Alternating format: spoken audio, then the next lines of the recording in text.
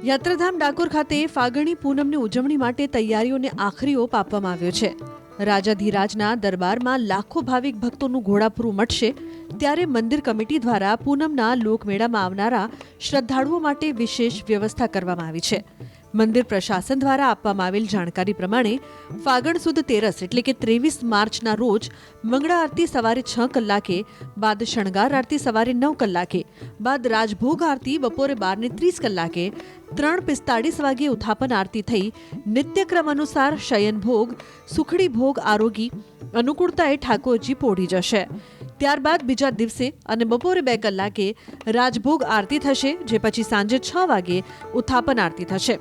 ત્યારબાદ રાત્રે 8:15 કલાકે નિત્યક્રમ અનુસાર શયન ભોગ, સુખડી ભોગ આરોગી ઠાકોરજી પોઢી જશે।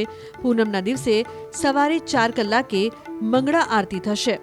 એ બાદ સવારે 9 કલાકે શણગાર આરતી, ત્યારબાદ બપોરે 3:30 કલાકે રાજભોગ આરતી અને 5:15 વાગે ઉત્થાપન આરતી। તે બાદ સાંજે 5:15 પછી ઠાકોરજી નિત્યક્રમ અનુસાર શયન ભોગ, સુખડી ભોગ આરોગી અનુકૂળતાએ પોઢી જશે। ઉજવણીને ધ્યાનમાં રાખીને અમદાવાદથી ડાકોર સુધીમાં 250થી વધુ ભંડારા તેમજ 9 પોલીસ ચેકપોસ્ટ અને 10 વધુ આરોગ્ય કેન્દ્રથી માર્ગ સજ્જ કરાયા છે।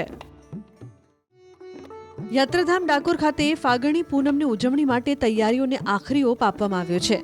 રાજાધિરાજના દરબારમાં લાખો ભાવિક ભક્તોનું ઘોડાપુરું મટશે ત્યારે મંદિર કમિટી દ્વારા પૂનમના લોકમેળામાં આવનારા શ્રદ્ધાળુઓ માટે વિશેષ વ્યવસ્થા કરવામાં આવી છે।